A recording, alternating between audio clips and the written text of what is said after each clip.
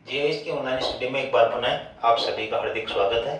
हम पढ़ रहे थे उपसर्ग और उपसर्ग के अब तक हमने 3 भाग पढ़ लिए हैं, जिसमें 2 भागों में हमने संस्कृत भाषा के उपसर्ग पढ़े हैं और एक भाग में हिंदी भाषा के उपसर्ग पढ़े हैं। और आज बारी है विदेशी भाषाओं के उपसर्ग।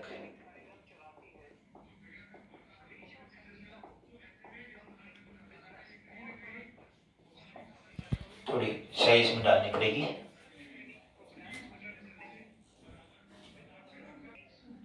तो विदेशी भाषाओं के उपसर्ग में हम फिर वही उसी प्रकार से कॉलम बनाते हैं। सारणी आपको इस प्रकार बनानी है, कॉपी में आप पहले से बनाते आ रहे हैं। और अच्छा ये होगा कि आप तुरंत पेन और कॉपी हाथ में दे लें। जैसे जैसे मैं लिख रहा हूँ वैसे वैसे आप साथ साथ लिखते जाएं, ताकि आपको बाद में दोगुना समय न लगे। कार्य करते हुए साथ साथ करते रहें आप मेरे साथ। सबसे पहले उपसर्ग का नाम, उसके बाद उसका अर्थ, और तीसरा अपना कॉलम है उपसर्ग युक्त शब्द। और आज हम पढ़ रहे हैं विदेशी भाषाओं में भी पहले जो उपसर्ग हैं वो अरबी फारसी भाषा के उपसर्ग, जिसमें पहला उपसर्ग है अल। अल उपसर्ग का नाम है और जिसका अर्थ होता है निश्चित। अब हमें अल उपसर्ग से शब्द बनाने। अल विदा, अल बेला, अलमस्त और अलबत्ता, अलहदा या अलहद शब्द भी होता है और अलहदा भी होता है, तो कोई सा भी आप लिख दें। इस प्रकार से अल उपसर्ग से हमने शब्द बनाए। उसके बाद में एन। एन का अर्थ होता है ठीक। जैसे आपने सुना होगा, वह एन वक्त पर पहुंचा, अर्थात ठीक समय पर पहुंचा। उसके बाद में जैसे वह एन मौके पर पहुंचा, जैसा अवसर था उसके अनुसार उसने काम किया। एन नायत, एन नायत बोलते हैं सच्ची कृपा को। एन आदमी, इस प्रकार से एन उपसर्ग से शब्द बन सकते हैं। उसके बाद में है उपसर्ग अगला कम, जिसका अर्थ होता है न्यून या हीन, हीनता बोधक। यानी जैसे कमजोर, कमबख्त, कमसिन, कम उम्र। अलावा इसके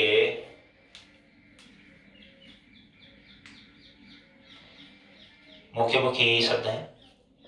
आपको भी कोई शब्द मिले तो तलाश करनी है, ये आपका होमवर्क भी है। उसके बाद में है खुश। जी हाँ, खुश शब्द नहीं है, शब्दांश है और उपसर्ग है। खुश किसका नाम है? उपसर्ग, जिसका अर्थ होता है अच्छा। सबसे पहले इंपॉर्टेंट शब्द लिख रहा हूं, बो मूल शब्द होता है हमेशा, जिसका अर्थ होता है गंध। और इससे पहले उपसर्ग लगाएंगे खुश, खुशबू। बहुत बार ऐसा होता है कि खुशबू में मूल शब्द या उपसर्ग पढ़ते अलग करते हुए लिखे प्रश्न ऐसा आता है, तो बहुत से बच्चे ये लिखते हैं कि इसमें बू क्या है, प्रत्यय है और खुश मूल शब्द है, जबकि ऐसा नहीं है। बू इसमें मूल शब्द है और खुश इसमें उपसर्ग है। उसके बाद खुशकिस्मत, खुश मिजाज, खुश नसीब, खुशनुमा। बात करें खुश दिल,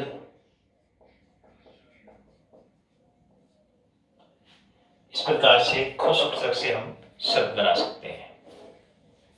उसके बाद में है उपसर्ग गैर, जिसका अर्थ होता है रहित अर्थात बिना या अभाव। तो शब्द बनाएंगे गैर जरूरी, गैर सरकारी, जो सरकारी नहीं है वो गैर सरकारी, गैर हाजिरी अर्थात जिसकी हाजिरी नहीं हुई है, उपस्थिति नहीं हुई है, वो गैर हाजिरी। अलावा इसके गैर कानूनी, जो कानूनी रूप से सही नहीं है वो गैर कानूनी। अलावा इसके गैर मुमकिन, जो संभव नहीं है वो गैर मुमकिन।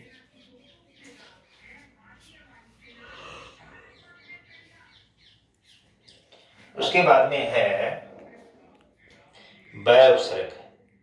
बै का अर्थ होता है साथ, लिए या पर। और बै उपसर्ग से हम सब बनाएंगे बै मुश्किल अर्थात मुश्किल के साथ, बदस्तूर। अलावा इसके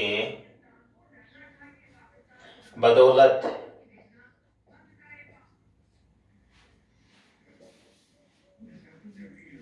बखूबी, बजाय,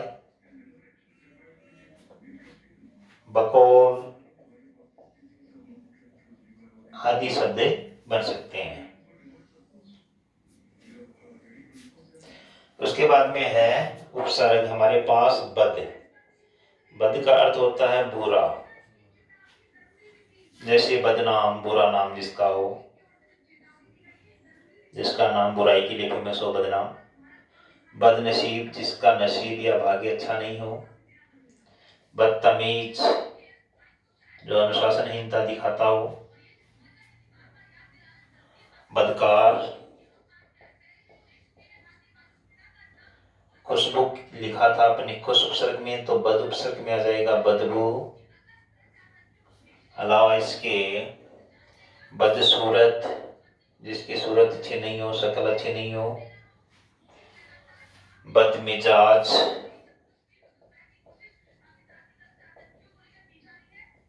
बदचलन, बदफैली आदि सब इससे बन सकते हैं। उसके बाद में है बर उपसर्ग, और बर का अर्थ होता है ऊपर या पर।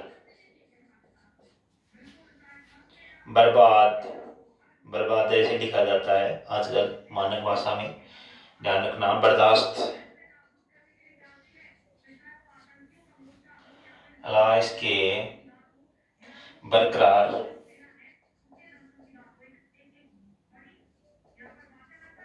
बर्खास्त,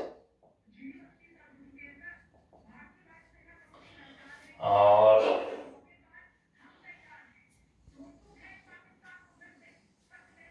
एक शब्द और बन जाएगा बर वक्त। उसके बाद में है बे। बे का अर्थ होता है अभाव।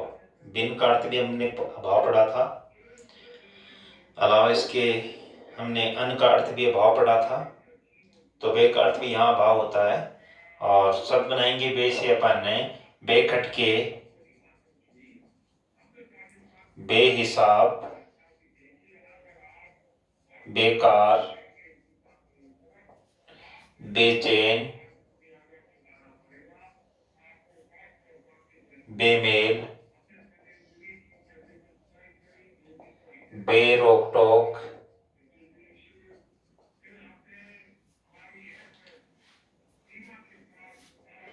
बेधड़क, बेरहम, बेदर्द, बेहया, बेहया यानी बेशर्म। बहुत शब्द बन सकते हैं, अरबी फारसी शब्द बनेंगे सभी। उसके बाद में ला। ला का अर्थ होता है बिना, ला इलाज, जिसका कोई इलाज नहीं हो, बिना इलाज के। ला वारिस, जिसका कोई वारिस नहीं हो। लापरवाह है, जो किसी की परवाह नहीं करे। लाजमी, लापता। अलावा इसके लाजवाब,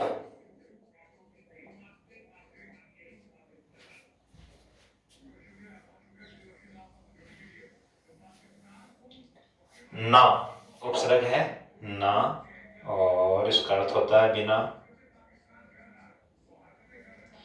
शब्द बनाएंगे नालायक, नापसंद, नाकाम,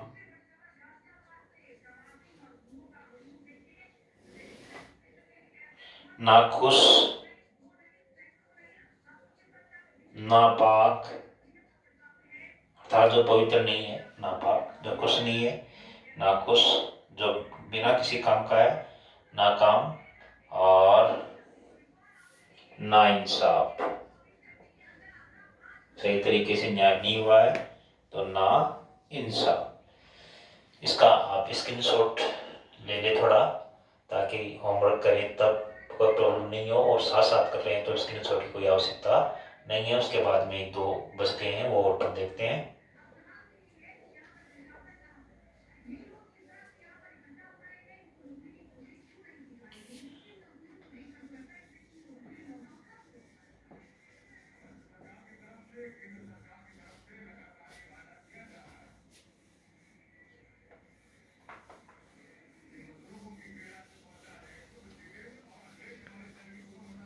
उसके बाद में उपसर्ग है हम।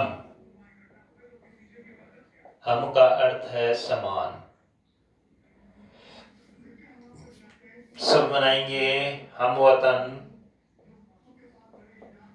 हम राह है, हम सफर। एक साथ सफर जो लोग करते हैं वो हम सफर होते हैं। एक ही उम्र के होते हैं वो हम उम्र होते हैं। जो एक की राह पर चलते हैं हमरा हो गया। उसके बाद में हमराज, हमदर्द, एक जैसा दर्द, हमजोली,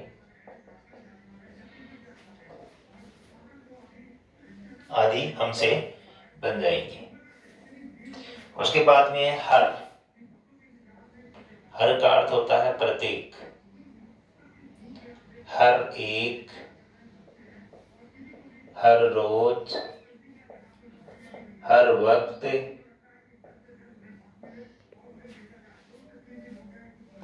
हरदम, हर तरफ, हर बार, और हर घड़ी। इस प्रकार से ये हर उपसर्ग से हमने शब्द बनाए। तो ये उर्दू फारसी के उपसर्ग हैं जो सभी पूरे हो गए हैं, और अरबी फारसी भाषा के उपसर्गों के साथ कुछ कुछ है, 1-2 अपने अंग्रेजी भाषा के भी उपसर्ग हैं। थोड़ी सी चर्चा उनकी भी कर लेते हैं, ज्यादा नहीं है। जैसे एक उपसर्ग है सब, यानी सहायक होता है सब का अर्थ। जैसे सब registrar, sub inspector,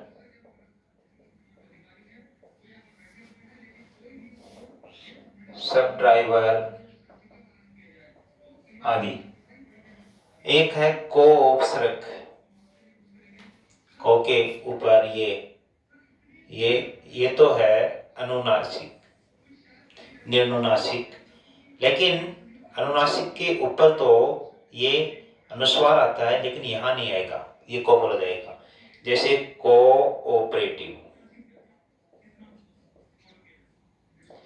cooperation, coordinator, coordinator जिसको बोलते हैं, समन्वयक होता है कोऑर्डिनेटर। तो इस प्रकार से ये एक और भी है अरबी फारसी का उपसर्ग सर, जैसे सरपंच, सरताज, सरकार। इस प्रकार से ये जो उपसर्ग हैं अपनी विदेशी भाषाओं के उपसर्ग पढ़ें और इनको आपको अच्छी तरीके से होमवर्क की कॉपी में करना है, अच्छी तरीके से अभ्यास करना है, लर्न करना है इनको। और लर्निंग का मतलब सीखना होता है, याद करना नहीं होता, इस बात को ध्यान में रखना है। सीखना ही जीवन है।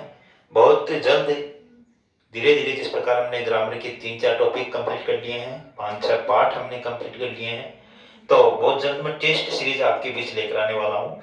इसलिए जब तक टेस्ट सीरीज आए तब तक आपको इनका अभ्यास करते रहना है, इनको लर्निंग प्रोसेस जारी रखनी है। कविताओं की लर्निंग प्रोसेस, पाठों की लर्निंग प्रोसेस, व्याकरण की लर्निंग प्रोसेस। और कोई भी आपको डाउट हो तो आप डाउट आइकन में आइए और स्कूल लॉक ऐप पर अपना डाउट डालिए ताकि उस डाउट का समाधान उसके। बहुत बहुत धन्यवाद। आज के लिए बस इतना ही।